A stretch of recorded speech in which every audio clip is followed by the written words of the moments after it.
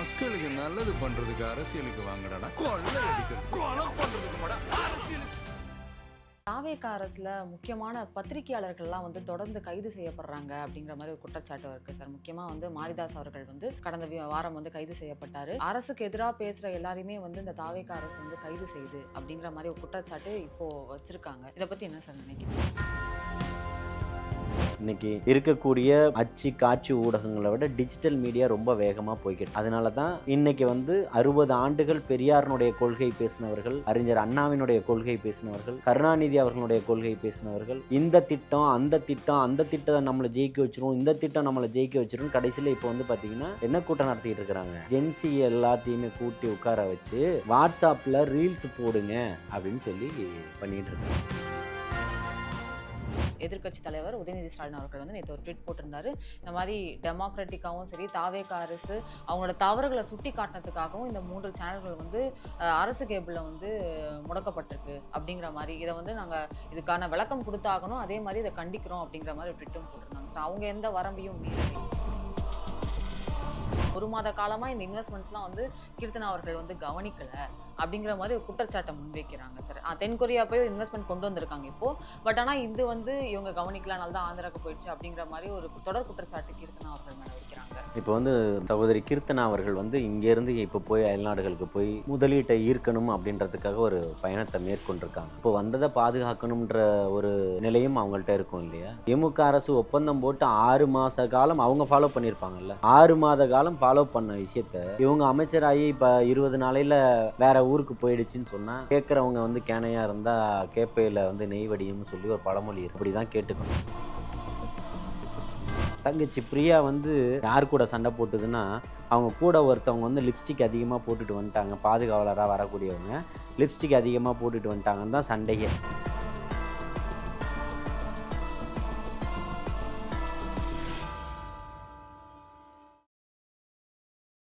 கலர்கண்ணாடி நேயர்களுக்கு வணக்கம். இன்று நம்மளோடு இணைந்திருப்பவர் தாவேகாவிலிருந்து ஜலீல் அவர்கள். வணக்கம் சார். சார், தாவேக அரசில் முக்கியமான பத்திரிகையாளர்கள்லாம் தொடர்ந்து கைது செய்யப்படுறாங்க அப்படிங்கிற மாதிரி ஒரு குற்றச்சாட்டு இருக்குது சார். முக்கியமாக மாரிதாஸ் அவர்கள் கடந்த வாரம் கைது செய்யப்பட்டார். அரசுக்கு எதிராக பேசுகிற எல்லாரையுமே இந்த தாவேக அரசு கைது செய்யுது அப்படிங்கிற மாதிரி ஒரு குற்றச்சாட்டு இப்போது வச்சுருக்காங்க. இதை பற்றி என்ன சார் நினைக்கிறீங்க? அதாவது நாகரிக அரசியல் விமர்சனம்ன்றது இருக்குது. நீங்கள் திமுக விமர்சிக்காத விமர்சனமாக இவங்க விமர்சிக்க போகிறாங்க அப்படின்றது ஒன்று இருக்குது. கீழ்த்தனமான வார்த்தைகளை பயன்படுத்துவதும், பெண்களை கொச்சையாக பேசுவதும், அமைச்சர்களை பேசுவதும் தான் இங்கே பிரச்சனை. அவங்கள தனிப்பட்ட, அதாவது நீங்கள் பத்திரிக்கையாளர்களுக்கு எல்லா சுதந்திரமும் இருக்குது, அதுக்காக கீழ்த்தனமாக பேசுவோம், ஒரு ஒரு கோட்டுக்கு மேலே தாண்டி அதுக்குள்ளே பேசுவோன்றதெல்லாம் தவறான விஷயங்கள் இல்லையா? அப்படி பேசக்கூடியதும் அந்த மாரிதாஸ் அவர்கள், அவருடைய வீடியோவை நீங்களே எடுத்து பார்க்கலாம். அதுதான் நோக்கம் அப்படின்னு சொன்னால் அவரை உடனடியாக கைது செஞ்சு இன்னும் வழக்குகளை இன்னும் எப்படி வேணுமோ போட்டிருக்கலாம். அப்படி இல்லை, அவர் அன்னைக்கு சாயந்தரமே விடுவிக்கப்பட்டிருக்கிறார். புரியுதுங்களா? அப்போது இதுக்கு முன்னாடி பெண்களை ரொம்ப ரொம்ப ரொம்ப கீழ்த்தனமாக பேசின பொன்குமார் இருக்குது, அவர் மேலேயும் வழக்குகள் போடப்பட்டிருக்கு. பொன்ராஜ், நம்ம அப்துல் கலாம் அவர்களுடைய அரசியல் ஆலோசகர், அறிவியல் ஆலோசகராக இருந்தேன்னு சொல்லக்கூடிய அவர் மீதுமே வழக்குகள் போடப்பட்டிருக்கு. இப்படி இந்த மாதிரி தனக்கு ஒரு கருத்து சுதந்திரம் இருக்குது அப்படின்றதுக்காக, கருத்து சுதந்திரத்தை இப்போ நம்ம கடந்த இன்றைக்கு தான் ஆட்சியாளர்கள் 10 கரெக்டாக சொல்லணும்னா இன்றைக்கி 10ஆம் தேதி இல்லையா, 30 நாட்களாக தான் ஆட்சியாளர்கள். இந்த 30 நாளில் இந்த மந்திரி சபையெல்லாம் கூட்டி இது 20 நாள் கூட ஆகலை இல்லையா? இந்த 30 நாட்கள் தான் ஆட்சியாளர்களாக இருக்கும். நம்ம நீங்களாம் எதிர்க்கட்சி கூட கிடையாதுன்னு சொல்லி விமர்சித்தவர்கள்லாம் நீங்களாம் யார், உங்களுக்கெல்லாம் யார் ஓட்டு போடுவாங்க, உங்கள் செய்தியெல்லாம் ஒரு செய்தியாக கூட பார்க்க மாட்டேன்னு சொல்லும்போது கூட நம்ம யாரையும் கடுமையாக சாடலை, கடுமையாக விமர்சிக்கலை, கீழ்த்தனமாக பேசலை, பெண்களையும் ஆபாசமாகவோ கீழ்த்தனமாகவோ விமர்சித்து பேசலை. அப்போது ஒரு கண்ணிய கோட்பாடு ஒன்று வேணும். பத்திரிகை இந்தியாவினுடைய இந்த சமூகத்தினுடைய 4வது ஒரு பெரிய தூண்னு சொல்லக்கூடிய ஊடகங்கள் இல்லையா? செய்திகளை எந்த அளவுக்கு கொண்டு போய் சேர்த்துக்கிட்டு இருக்கோம். இன்றைக்கி இருக்கக்கூடிய அச்சு காட்சி ஊடகங்களை விட டிஜிட்டல் மீடியா ரொம்ப வேகமாக போய்கிட்டு இருக்கு. அதனால தான் இன்னைக்கு வந்து 60 ஆண்டுகள் பெரியாரினுடைய கொள்கை பேசினவர்கள், அறிஞர் அண்ணாவினுடைய கொள்கை பேசினவர்கள், கருணாநிதி அவர்களுடைய கொள்கை பேசினவர்கள், இந்த திட்டம், அந்த திட்டம், அந்த திட்டம் நம்மள ஜெயிக்க வச்சுரும், இந்த திட்டம் நம்மள ஜெயிக்க வச்சுரும்னு கடைசியில இப்போ வந்து பார்த்தீங்கன்னா, என்ன கூட்டம் நடத்திக்கிட்டு இருக்கிறாங்க? ஜென்ஸி எல்லாத்தையுமே கூட்டி உட்கார வச்சு, வாட்ஸ்அப்ல ரீல்ஸ் போடுங்க அப்படின்னு சொல்லி பண்ணிக்கிட்டு இருக்கிறாங்க. அந்த அளவுக்கு நம்புறாங்க. அப்போ அதில ஒரு கண்ணியம் வேணும்னு சொல்றோம். இது புரியுதுங்களா? கண்ணிய குறைவாக நீங்க நடக்கும்போது, அது சட்டம் பாய தான் செய்யும். பட் ஆனா, இப்ப நீங்க கண்ணியம் அப்படின்ற ஒரு விஷயத்த சொன்னீங்க சார். அப்படியும் பண்ணாத 3 முக்கிய செய்தி நிறுவனங்கள வந்து அரசு கேபிள்லேருந்து அ இந்த தாவேக்கா அரசு வந்து முடக்குனதா வந்து எதிர்க்கட்சி தலைவர் உதயநிதி ஸ்டாலின் அவர்கள் வந்து நேத்து ஒரு ட்வீட் போட்டிருந்தாரு. இந்த மாரி டெமோக்ராட்டிக்காவும் சரி, தாவேக்கா அரசு அவங்களோட தவறுகள சுட்டிக்காட்டுனதுக்காகவும் இந்த 3 சேனல்கள் வந்து அரசு கேபிள்ல வந்து முடக்கப்பட்டிருக்கு அப்படிங்கிற மாரி. இத வந்து நாங்க இதுக்கான விளக்கம் குடுத்தாகணும். அதே மாரி இத கண்டிக்கிறோம் அப்படிங்கிற மாரி ஒரு ட்வீட்டும் போட்டிருந்தாங்க சார். அவங்க எந்த வரம்பையும் மீறலையே. நீங்க உங்களுக்கு நம்பர் இருந்தா உதயநிதிக்கு கால் பண்ணுங்க. இந்த நேரலையிலே பேசுவாரான்றத கூட கேளுங்க. கொஞ்ச நாளைக்கு முன்னாடி விருந்தினர் மாளிகைக்கு முன்னாடி ஒரு போராட்டம் எல்லா பத்திரிக்கையாளர்களும் சேர்ந்து நடத்துனாங்க இல்லையா? அது எந்த அரச கண்டிச்சுன்னு அவர்ட்ட கேளுங்க. இந்த ஜனநாயக படுகொலைய செஞ்சது திமுகவினுடைய அரசு தான். பத்திரிகையினுடைய குரவலைய நெரிக்கக்கூடிய வேலைகள் எல்லாத்தையுமே ஒரு தனியார் தொலைக்காட்சி அந்த வேல பண்ணாங்க. அது அந்த மாதிரி ஒரு கீழ்த்தனமான வேலைய பண்ணது இந்த திமுகவினுடைய அரசு தான் பண்ணிச்சு. ஆனால் தமிழக வெற்றி கழகத்துக்கு அப்படி ஒரு நோக்கங்கள் இல்ல. இப்பவுமே அந்த சேனல்லாம் என்ன சொல்லும்னா, நம்பர் மாறி போய்க்கிட்டுருக்கு அப்படின்றத தான் சொல்றாங்களே தவிர்த்து, அந்த 3 சேனலுமே எங்களோட சேனல் நாங்க இந்த மாரி வந்துட்டோம், நாங்க பழிவாங்கப்பட்டுட்டோன்றதெல்லாம் இல்ல. அரசியல்வாதிகள் எல்லாத்துக்குமே ஒரு ஒரு கண்டனம் தெரிவிப்பாங்க இல்லையா? அந்த மாரி கண்டனம் தெரிவிச்சுக்கிட்டு இருக்கிறாங்க. ஆனால் முறையா அதுக்கான அ டெக்னிக்கல் இஷ்யூன்னு சொல்லிட்டு, அத சரி செய்யணும்னு நேத்து கூட பொதுச் செயலாளர் அவர்கள் இருக்கக்கூடிய அதுக்கு சம்மந்தப்பட்ட டைரக்டர்கள கூப்ட்டு 2 நாளைக்குள்ள அதெல்லாம் சரி பண்ணி தரணும் அப்படின்றத சொல்லியிருக்கிறாரு. அத நீங்க சொல்லக்கூடிய எல்லா தொலைக்காட்சி சம்மந்தப்பட்டவர்களுமே வந்து சந்திச்சிருந்தாங்க. அப்ப அவர சந்திச்சு சொல்லும்போது, உடனடியா அந்த சம்மந்தப்பட்ட டைரக்டர்கள அழைச்சு 48 மணி நேரத்துக்குள்ள அத சரி செஞ்சு குடுங்க அப்படின்றத சொல்லியிருக்காங்க. இது டெக்னிக்கலான ஒரு இஷ்யூ தானே தவிர்த்து, அப்படிதான்னா இன்னைக்கு அந்த பத்திரிகை செய்திகளே ஒளிபரப்பியிருக்கும். இன்னைக்கு அன்னைக்கு ஒரு ஒரு ஊடகத்துக்கு பிரச்சனைன்னோன அத்தனை பேரும் அங்க போய் நின்னீங்க. விருந்தினர் மாளிகை முற்றுகையிட்டு போராட்டம் பண்ணீங்க. இன்னைக்கு 3 பேருக்கு அதே ஒரு நிலைன்னா, நீங்க போராட்டம் பண்ணியிருக்கணும்ல. அந்த மாரி எந்த ஒரு உள்நோக்கமும் தமிழக வெற்றி கழகத்துக்கு கிடையாது. ரொம்ப ரொம்ப வெளிப்படையான அவரு தலைவர் தளபதி அவர்கள் அதான் சொல்லியிருக்கிறாரு. வெளிப்படைத்தன்மையான ஒரு அரசியல தான் நாங்க பண்ணுவோம்னு சொல்லிட்டு, இவங்க இவங்கள 10 நாள் வரவிடாம ஆக்குறதுல தமிழக வெற்றி கழகத்துக்கு என்னன்னு நெனைக்கிறீங்க? ஒண்ணுமே கிடையாது. அப்படி ஒரு அரசியல் பண்ணணுன்ற எந்த அவசியமும் இல்ல. Okay sir. அதே மாரி அண்ணாமலை அவர்கள் பிஜேபிலேருந்து வெளிவந்து புதிய இயக்கம் ஒண்ணு ஸ்டார்ட் பண்ணியிருக்காரு சார். அதே மாரி அன்னைக்கு ஈவினிங்கே வந்து லதா ரஜினிகாந்த் அவர்கள் வந்து மக்கள் மேடை அப்படிங்கிற ஒரு இயக்கத்த ஸ்டார்ட் பண்ணியிருக்காங்க. ஆனா அவங்க வந்து ஒரு ஒரு இயக்கமா தான் இருக்கும் அப்படின்ற மாரி சொல்லியிருக்காங்க. ஆனா அண்ணாமலை அவர்கள் வந்து இது இயக்கமா ஸ்டார்ட் ஆகி ஒரு உள்கட்டமைப்புலாம் நான் நல்லா பண்ணி அதுக்கப்புறம் வர தேர்தல்ல வந்து இந்த கட்சி நிக்கும் அப்படிங்கிற மாரி சொல்லியிருக்காங்க. இது எப்படி சோஷியல் மீடியாஸ்ல இருக்குன்னா, அடுத்து எதிர்காலத்துல வந்து அண்ணாமலை வெர்சஸ் விஜய் தானா? அப்படிங்கிற மாரி அவர்ட்டயும் நெறைய யூத் இருக்காங்க. இவர்ட்டயும் நெறைய யூத் இருக்காங்க. இது இப்படி போகுமா இதுக்கு மேல? அப்படிங்கிற மாரி ஒரு கேள்விலாம் எழுப்புறாங்க.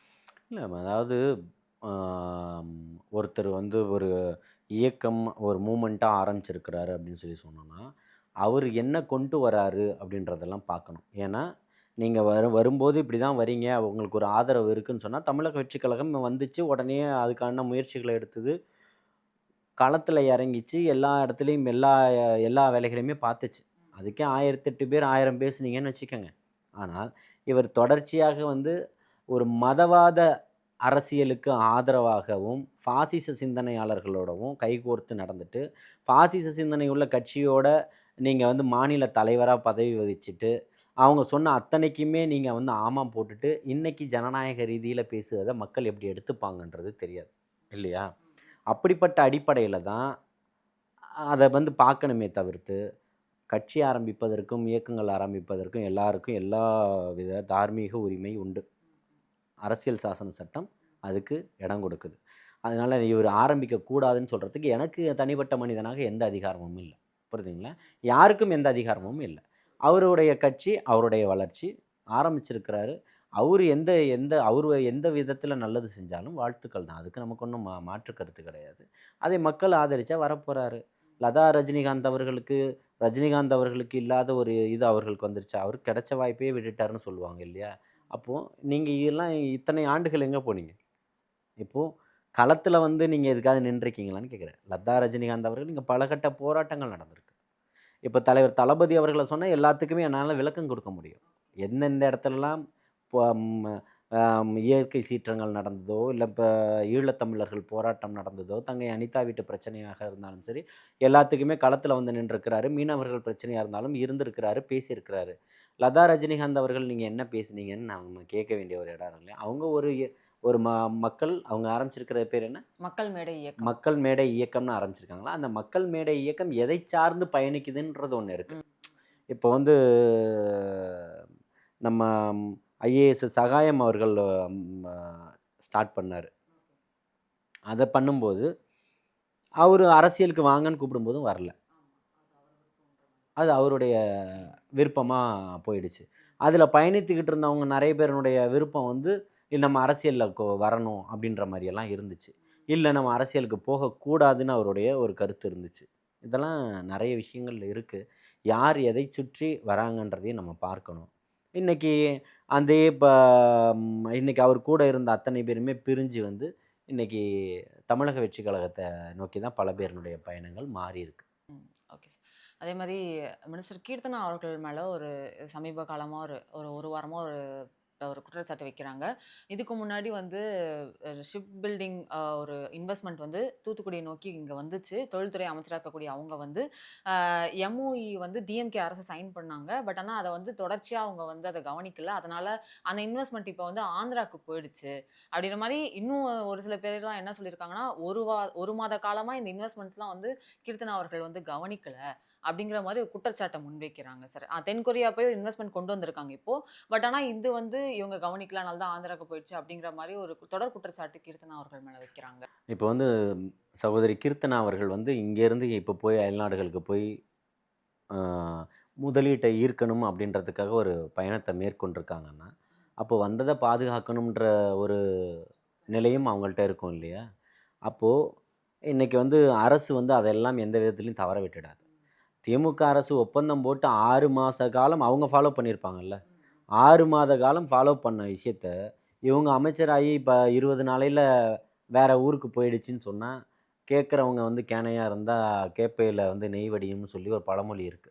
அப்படிதான் கேட்டுக்கணும். புரியுதுங்களா? 20 நாளையில உடனே ஃபாலோ பண்ணணும்னா, உடனே 20 நாள்ல அடுத்த மாநிலத்துக்கு போட்டு, உடனே அவங்க அப்ரூவல் பண்ணி, உடனே அது அந்த திட்டத்த மாத்தணுன்றது அறிவியல் சார்ந்து யோசிக்கக்கூடியவர்கள், அரசியல் சார்ந்து யோசிக்கக்கூடியவர்களுக்கு அது புரியும். ம். நீங்க அத ஏத்துக்கிறீங்களா? கண்டிப்பா. அப்போ அத வந்து இப்போ ஒரு ஒரு திட்டம் மாறிச்சுன்னா, அது ஏன் மாறிச்சு? திமுக அரசு அப்ப அங்க என்ன பண்ணுச்சு? தப்பு என்ன பண்ணியிருக்குது? இப்போ இதாவது பரவால்ல.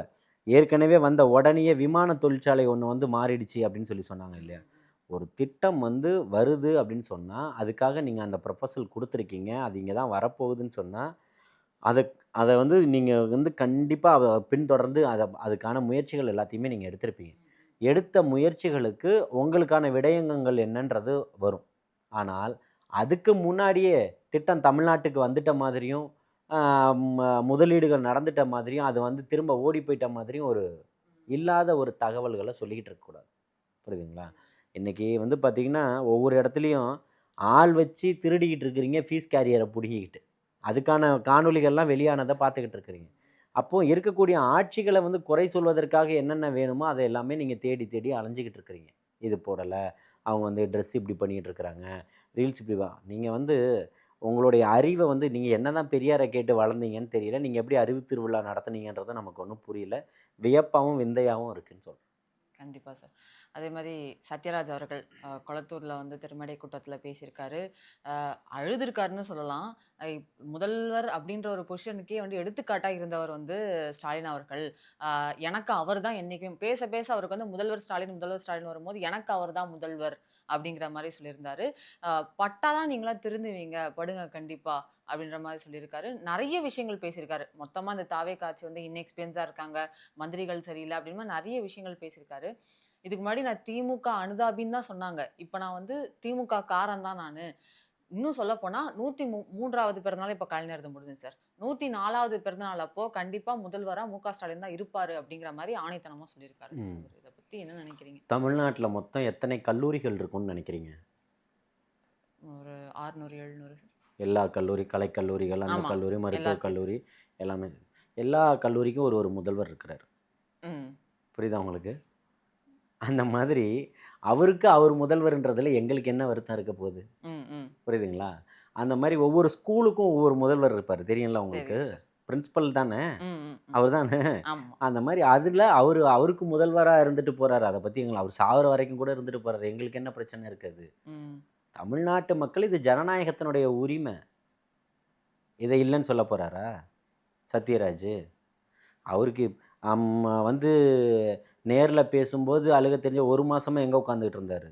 அத எப்படின்னா மக்களே சொல்றாரு. பட்டா தான் தெரியும் உங்களுக்கு இல்லை, நான் என்ன அப்படின்ற மாரி. கேட்குறேன்னா, பட்டு தெரிஞ்சதுனால தான் மக்கள் திருந்தி இன்னைக்கு வாக்களிச்சிருக்காங்க. ம். ம். இன்னைக்கு 234 தொகுதிகளிலும் இன்னைக்கு விசில் சத்தம் வந்து ஓங்கி ஒலிச்சிருக்கு. இப்போ நம்ம வந்து பல ஆண்டுகள் கட்சிகள் போட்டியிட்ட இடத்த விட இன்னைக்கு 2 ஆண்டு கட்சிகளில் இப்போ என்னுடைய தொகுதியில் 50,000 ஓட்டு வாங்கியிருக்கிறேன்னா அது சாதனை தான். ம். தோத்தாலும் சாதனை தான் எங்களுக்கு. உங்கள் கட்சியை பொறுத்தளவுக்கு இன்னைக்கு முதல்வரே தோத்துட்டார். ராயபுரத்தில் ஜெயக்குமார் தோத்து போகிறார் 18,000 ஓட்டு வாங்கிட்டு. நாங்கள் 60 ஆண்டு 70 ஆண்டு அரசியல் பேசக்கூடிய உங்களுக்கு அதான் நிலமை. நாங்கள் 2 வருஷம் தான் ஆச்சு. அப்போ நாங்கள் ஜெயிச்சிட்டோம்னு தான் அர்த்தம். இன்னைக்கு தமிழக வெற்றி கழகம் தான் ஆட்சியில் இருக்குது, அதிகாரத்தில் இருக்குது, அதிகாரத்தை பகிர்ந்து கொடுத்துருக்கு. அந்த சமூக நீதியை பேசுங்க சத்யராஜ்னு சொல்கிறோம். அவரு இன்னும் சொல்லப்போனா ஒரு பெரியார் வழியிலிருந்து தான் சார் வந்தாரு. இல்லை, நான் என்ன சொல்கிறேன்னா அதே தான் சொல்கிறேன். பட்டியலின சமூக ம். மக்களுக்கு 8 பேருக்கு அமைச்சரவையில் இடம் கொடுத்துருக்கிறாருல, ம். சிறுபான்மையினருக்கு 4 பேருக்கு அமைச்சரவையில் இடம் கொடுத்துருக்கிறாருல, ஏன் சத்யராஜ் இதை மறந்துட்டாருன்னு கேட்குறேன். ம். ம். இன்னைக்கு பட்டியல் சமூக மக்களும் சிறுபான்மை மக்களுக்கும் இன்னைக்கு 12 பேர் இன்னைக்கு அங்கே உட்காந்துக்கிட்டு இருக்கிறாங்களே, சத்யராஜ் அவர்களுக்கு கண்ணு எதை மறைச்சிடுச்சின்னு சொல்லுங்கன்னு கேட்குறேன். இந்த மாதிரி திமுக ஆட்சியில் இருந்துருச்சு, அதை பேசுங்க. அதை நினச்சி எனக்கா வருத்தப்பட்டிருக்கிறாரா? தலித்துகள் பிரச்சனை ஊர் முழுக்க எவ்வளவுலாம் இருந்திருக்கு, அதெல்லாம் நினச்சி வருத்தப்பட்டிருக்கிறாரா? எதுக்கு நீங்கள் அழுது வீடியோ போட்டிருக்கீங்க? என்னுடைய இஸ்லாமிய சொந்தங்கள் எத்தனை முறை கதறி இருக்கு, அதுக்கு என்னைக்காவது நீங்கள் அழுது வீடியோ போட்டிருக்கீங்களா? நீங்கள் எந்த நிலைப்பாட்டில் நின்னீங்களோ உங்கள் படம் கர்நாடகாவில் ஓடாதுன்னொன்னா அடுத்த நாள் மறுநாள் அப்படியே நின்ன இடத்துல நின்ன மேடையிலே அண்ணன் கட்சியை விட்டு கட்சி தாவார்னு வடிவேல் சொன்ன மாதிரி தாவுனவர் தானே நீங்கள். நீங்கள் போய் பேசலாமா மிஸ்டர் சத்யராஜ் அவர்களை பெரியாருடைய கொள்கையை பற்றி பேசுகிறதுக்கு? பெரியாருனுடைய கொள்கையோடு இன்னைக்கு வந்து நிற்கக்கூடியவராக இன்னைக்கு நிற்கிறார். இன்னைக்கு இருக்கக்கூடிய ஜென்சி கிட்ஸு கிட்ட இன்னைக்கு அவ்வளோ பேர்ட்டி இன்னைக்கு கொண்டு போய் சேர்த்துருக்கிறார் இல்லையா? இன்னைக்கு அதிகப்படியாக நீங்கள் நெறியாளராக நீங்கள் வந்து இல்லைனாலும் சாதாரணமாக இன்னைக்கு வந்து இன்னைக்கு இருக்கக்கூடிய தம்பி தங்கைகள் தமிழக வெற்றி கழகத்தை சார்ந்த நிறைய பேர் இன்னைக்கு அதை பற்றின புத்தகங்கள்லாம் வாங்கி படிச்சிருக்காங்க. ம். ம். அத்தனைக்கும் காரணம் தலைவர் தளபதி அவர்கள் தான். அப்படி இருக்கும்போது எது பெரியாருனுடைய கொள்கை? வாழையடி வாழையா அவர் மட்டும் வரணுன்றது தான் கொள்கையா? அப்போ ஜனநாயக அரசியலை எதிர்த்தாரா பெரியார்? பெண்களுக்கு எத்தனை பேருக்கு நீங்கள் வாக்குறுதி உங்கள் கட்சியில் சீட்டு கொடுத்தீங்க? ம். சரி, இப்போ பெண்களுக்கு எத்தனை பேருக்கு உங்கள் கட்சியில் பொறுப்பு கொடுத்துருக்குறீங்க? சிறுபான்மை மக்களுக்கு எத்தனை பேருக்கு பொறுப்பு கொடுத்துருக்குறீங்க? தலித்து பழங்குடியின மக்களுக்கு எஸ்சி எஸ்டிக்கு எத்தனை பேருக்கு கொடுத்துருக்கீங்க? அதெல்லாம் பேசுவாரா? அதுதான் நம்ம கேட்குறோம். அப்போது நீங்கள் புரட்சி தமிழன் என்ன புரட்சி பண்ணீங்கன்னு கேட்குறோம். உண்மையான புரட்சியும் எழுச்சியும் இன்றைக்கி நடந்திருக்குன்னா தலைவர் தளபதி அவர்களால் மட்டும்தான் அது. நீங்கள் சும்மா வந்து படத்துக்காக போட்டுக்கலாம், 1000 விஷயம் போட்டுக்கலாம். நீங்கள் அழுததுனால அப்படியே கொளத்தூர் மக்கள் இன்னைக்கு வரைக்கும் சாப்பிடாமல் இருக்கிறாங்களா உட்காந்துக்கிட்டு? போடான்ட்டு அவங்க அடுத்த வேலையை பார்த்துட்டு போயிட்டு இருக்கிறாங்க. அவங்களுக்கு 1000 பிரச்சனைகள் இருக்குது. இருக்கக்கூடிய அத்தனையும் உங்களுக்கெல்லாம் நன்றி இல்லையான்னு என்ன எதுக்கு நன்றி வேணும்? எதுக்கு நன்றி வேணும்? மக்கள்கிட்ட பேசுகிறீங்க. உங்களுடைய வார்த்தைகளை ரொம்ப கவனமாக நீங்கள் பேசணும். குளத்தூரை சிங்கப்பூரா மாத்திருக்காரு அவரு அப்படிங்கிற மாதிரிலாம். வாங்க போவோம், கேமரா எடுங்க, சத்யராஜை கூப்பிடுங்க, பார்த்துருவோம். 30 ஆண்டுகள் இல்லாத ஒரு வேலையை பெரம்பூரில் சாலை போட்டிருக்கிறாரு படிக்கக்கூடிய பள்ளி குழந்தைகள் போகிறதுக்கு. பார்த்தீங்கல்ல? 1.5 கிலோமீட்டர் சுற்றி ஒரு கிலோமீட்டருக்கு மேலே சுற்றி போய்கிட்டு இருந்த பிள்ளைகள் இன்னைக்கு Direct-ஆ வந்து போக முடியுது. டைரெக்டாக போக முடியுது. அப்போ இதில் வந்து இதில் யார் இன்னைக்கு மக்களுக்காக சிந்திக்கக்கூடியவர்களாக இருக்கிறாங்கன்னு தான் நீங்கள் பார்க்கணும். கண்டிப்பா. ஸோ அதே மாதிரி சீமான் அவர்கள் வந்து ரீசெண்டாக பேசியிருக்காரு சார் ஒரு இதில். காங்கிரஸை ரொம்ப பயங்கரமாக திட்டிருக்காரு சார். வெக்கம் மானம் சூடு சொரணம் இல்லையா அவங்களுக்கு இருக்க எல்லா மாநிலங்களவை உறுப்பினரும் வந்து ரிசைன் பண்ணுங்க, திருப்பி நின்று ஜெயிங்க, இவங்ககிட்ட ஒரு சீட் இவங்ககிட்ட ஒரு சீட்லாம் ஏன் வாங்குறீங்க அப்படிங்கிற மாதிரி காங்கிரஸை பயங்கரமாக சாடி இருக்காரு. முக்கியமாக முதல்வர் அவர்களை வந்து 69 படம் நடிச்சிருக்கீங்க, ஒரு படம் கூட நல்ல படம் கிடையாது, உங்களால் எப்படி நல்லாட்சி கொடுக்க முடியும் அப்படிங்கிற மாதிரி ஒரு விஷயத்தை சொல்லியிருக்காரு சார். இல்லை, இதுக்கு வந்து யார் கவலைப்படணும்? அவருக்கு ஓட்டு போட்டவங்க இல்லையா? நீங்கள் அவருக்கு ஓட்டு போட்டிங்களா? ஓட்டு கேட்டிங்களா? நீங்கள் பேசலாமா இந்த பேச்செல்லாம்? இப்போ பேசிக்காக சொன்னால் வாயை வாடகைக்கு விடுற ஆள் தான் நீங்கள். புரியுதுங்களா? கடந்த இப்போ இந்த தேர்தலில் நீங்கள் யாரையெல்லாம் சந்திச்சிங்க, யார்கிட்டலாம் எவ்வளோ பணம் வாங்குனீங்கன்னு உங்கள் கூட இருந்தவங்களே வந்து சொல்லிக்கிட்டு இருந்தாங்க வெளியில். அண்ணன் ஜெகதீச பாண்டியன் இன்னைக்கு தமிழக வெற்றி கழகத்தில் இருக்கிறார். அவர் சொல்லுவார், உங்களை பற்றி வண்டையாக சொல்லுவார். முகில் வீரப்பன் இன்னைக்கு தமிழக வெற்றி கழகத்தில் இருக்கிறார். எல்லாருக்கும் அங்கீகாரம் கொடுத்துருக்குது தமிழக வெற்றி கழகம். அவங்க கேள்விகளுக்கெல்லாம் பதில் சொல்லுங்கள். 69 படம் நடித்தார். நீங்கள் நடித்த படம் எல்லாம் அப்படியே இப்போ பல ஒரு 100 படம் 200 படம் எடுத்துட்டிங்களா? எல்லாமே சூப்பர் டூப்பர் ஹிட் ஆகிடுச்சா? உங்களுக்கு அதுக்கு மேலே ஒன்றும் சரக்கு இல்லையே அந்த 2 படத்துக்கு மேலே. அப்போ இன்றைக்கி கதையை இப்போ எதை சொல்லி வண்டி ஓட்டிகிட்டு இருக்குறீங்க? அங்கே இலங்கை தமிழர்களை வச்சு தானே இன்றைக்கி கதையை ஓட்டிக்கிட்டு இருந்தீங்க. இன்றைக்கி தமிழ் தேசியத்தை கையில் எடுத்துக்கிட்டுங்க. எனக்கு 35 லட்சம் பேர் வாக்குகள் செலுத்தினான்னு மாறு தட்டிக்கிட்டு போனீங்க. எங்கே போச்சு அதெல்லாம்? 8% வச்சுருக்கேன் நீங்கள். இன்றைக்கி எங்கே போச்சு 8%?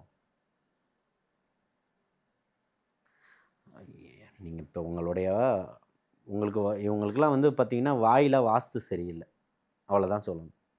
சார் அதே மாதிரி சார் அடுத்தடுத்து மேயர் பிரியா அவர்களும் வந்து லாஸ்ட் வீக் நடந்த விஷயங்களை பார்த்துருப்பீங்க. பல்லவி அவர்களுக்கும் மேயர் பிரியா அவர்களுக்கும் நடந்த விஷயம் வந்து அவங்களுக்கு ஒரு முன்னுரிமை கொடுக்காம இருந்தாங்க, அதெல்லாம் பார்த்துருப்போம். தொடர்ச்சியாக அவங்க இப்போ கூட்டத்தில் பேசிட்டு இருக்காங்க.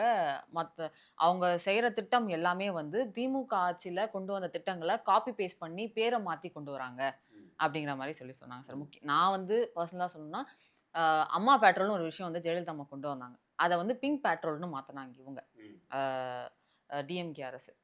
அதை தான் வந்து இப்போ வந்து சிங்கப்பெண்கள் அதிரடிப்படையாக வந்து பெரிய அளவுக்கு மாற்றம் கொண்டு வந்திருக்கு அப்படிங்கிற மாதிரி சொல்கிறாங்க அவங்க. இல்லை, அதாவது அந்த பிங்க் பேட்ரோலுமே இன்றைக்குமே இருக்குது. நீங்கள் பேர் மாற்றினாலும் அந்த பிங்க் பேட்ரோல் இருக்க தான் செய்யுது. புரியுதுங்களா? நீங்கள் வந்து பஸ்ஸுக்கு லிப்ஸ்டிக் அடித்து விட்ட மாதிரி இல்லை. புரியுதுங்களா? தங்கச்சி பிரியா வந்து யார் கூட சண்டை போட்டுதுன்னா, அவங்க கூட ஒருத்தவங்க வந்து லிப்ஸ்டிக் அதிகமாக போட்டுட்டு வந்துட்டாங்க. பாதுகாவலராக வரக்கூடியவங்க லிப்ஸ்டிக் அதிகமாக போட்டுட்டு வந்துட்டாங்கன்னு தான் சண்டையே. அது ஒரு கொஞ்ச நாளாக போச்சு, தெரியுங்களா உங்களுக்கு? அந்த மாதிரி நீங்கள் ஆமாம், நீங்கள் கேட்ட கேள்விகளுக்கு உங்கள் துறை சார்ந்து பதில் சொல்கிறதுக்கு தயாராக இருக்கிறாங்களா பிரியா அவர்கள்? யூரினல் டேங்க்குன்னு சொல்லி எத்தனை இடத்துல வச்சிங்க, அதில் எங்கெங்கெல்லாம் கொள்ளை போயிருக்குன்றத டேட்டாஸ் தர முடியும், பதில் சொல்கிறதுக்கு தயாராக இருக்காங்களா? எத்தனை பாலத்துக்கு கீழே செடிகள் வளர்க்குறதுக்கும் நீங்கள் பார்த்துருப்பீங்க, அதுக்கெல்லாம் இருக்குது. எல்லா இடத்துலையும் இன்றைக்கி பிடுங்கி போட்டிருக்க எல்லாத்துக்குமே இன்றைக்கி காசு போய்கிட்டு இருக்குது. ஏன் செடி கருகி போச்சு? தண்ணி ஊற்றாததுக்கு அப்போ காசு போட்டு பில்லு வாங்கிட்டு இருக்கேன். இன்னும் நிறைய இருக்குது. ஆர்டிஐ போட்டிருக்கோம், வரும் உங்கள்கிட்டயே. நாங்கள் உங்கள் சேனல்லே பேட்டியும் கொடுப்போம். புரியுதுங்களா? தூய்மை பணியாளர்கள் விஷயத்தை பற்றி பேசும்போது ஓடி ஓடி ஒளிஞ்சிங்களே, பேச வேண்டியதானே? சரி, இன்றைக்கி ஒரு வாய்ப்பு இருக்குது, பேசுங்க. இன்றைக்கி பேசுவீங்களா? நாளைக்கு பேச சொல்கிறோம். நாளைக்கு நான் பேசுகிறேன், தாவேக்கா சார்பு வாங்க நீங்கள் பேசுகிறதுக்கு. ஆட்சி தான் மாறிடுச்சுல்ல, பேசுவோமே வாங்கலாம். காரி துப்பிடுவாங்க மக்கள் அத்தனை பேரும். நீங்கள் எல்லாம் மறந்துடுவாங்கன்னு நினச்சிட்டு இருக்கீங்களா? இன்றைக்கி திமுக காரங்க ஒட்டுமொத்த பேருக்கும் எங்கே உட்காந்து அழுகுறதுன்னு தெரியாமல் தலையில் முக்காடு போட்டு அழுதுகிட்டு இருக்கீங்க. சேகர் பாபு அன்னைக்கு ஒப்பாரி வச்சு வண்டியை தள்ளிக்கிட்டே போனார். சத்யராஜ் இன்னைக்கு அங்கே அழுதுருக்கிறாரு. மேயர் பிரியா அம்மா இங்கே அழுதுருக்கிறீங்க. தாமோ அன்பரசன் அவர் தொகுதியில் அழுதுருக்கிறாரு. எப்படி கண்ணியமான வார்த்தைகளை பயன்படுத்தியிருக்கிறார் பாருங்க. நாயிங்க எப்படி எல்லாமா பேசுவாங்க? பார்க்கறதுக்கு அப்படி இருக்காங்க, இப்படி இருக்காங்க. எப்படி இருக்காங்க? பார்க்கறதுக்கு எப்படி இருக்காங்க? முடி அப்படி வச்சுருந்தாங்களாம், முகம் இப்படி இருந்துதான். அந்த பசங்க தான் தமிழ்நாட்டினுடைய தலையெழுத்தை மாற்றிருக்கிறாங்க. அந்த பசங்க வந்து எங்கேயும் கொள்ளையடிக்கலை, 1000 கோடிகளாக கொள்ளையடிக்கலை, ஊழல் செய்யலை, திருடலை, ஆட்சியும் அதிகாரமும் அவங்க நடத்தலை. அதிகாரத்தை மாற்றிட்டாங்க. யாரை நீங்கள் கீழ்த்தனமாக பேசுனீங்களோ அவங்க பார்த்த வேலை தான் அது அத்தனையுமே. ப்ளீச்சிங் பவுடருக்கும் இதுக்கு வித்தியாசம் தெரியாத ஆள் தானே நீங்கள் அமைச்சரா நீங்கள்? உங்களெல்லாம் அப்போ அமைச்சராக வச்சதுக்கு எங்கள் தலையில் நாங்களே தூக்கி அடிச்சுக்க வேண்டிய சூழல் ஏற்படுதா? இன்றைக்கி மக்களை பார்த்து நக்கலும் நையாண்டியும் பண்ணி பேசுகிறீங்க. அன்னைக்கு அனிதா ராதாகிருஷ்ணன், இன்னைக்கு சிவாஜி கிருஷ்ணமூர்த்தி ஒரு ஆள் இல்லை, பல ரூபங்களில் சுற்றுறான்.